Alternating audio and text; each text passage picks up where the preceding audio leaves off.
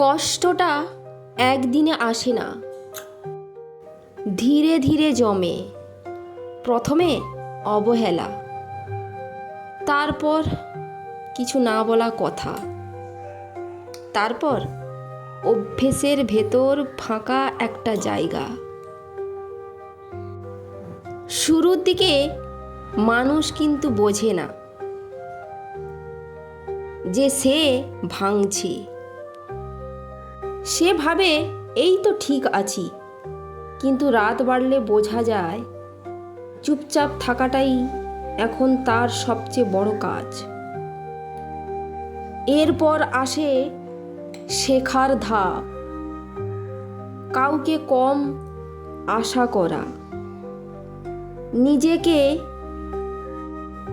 বেশি শক্ত করা,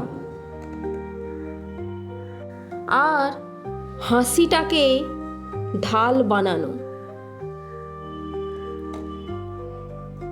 একদিন হঠাৎ বুঝতে পারে ব্যথাটা আগের মতো তীব্র না,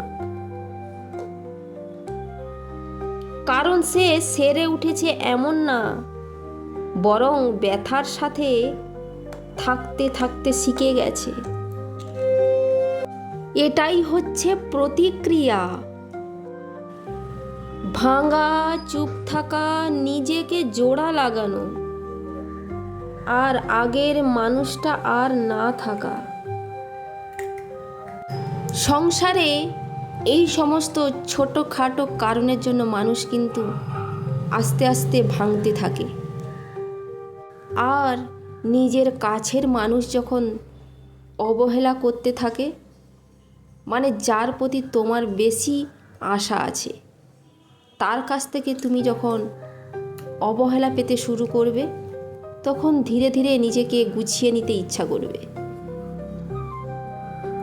সেই ফাঁকে যদি অন্য কেউ বন্ধুত্বের হাতটা বাড়িয়ে দেয়, নিজের মনের কথাগুলো সে শোনে, সে আরও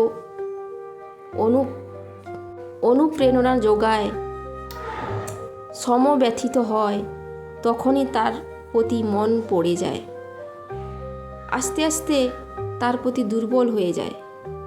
মেয়েদের এটাই সমস্যা, যেখানে অবহেলা পায় সেখান থেকে ছুটে গিয়ে নিজেকে গুছিয়ে নেয়। আবার কেউ যদি একটু ভালো করে কথা বলে, সুন্দর করে সমব্যথিত হয়ে কথা বলে, আবার তার সঙ্গে সহজেই মিশে যায়, সহজেই মনের কথা বলে দেয়।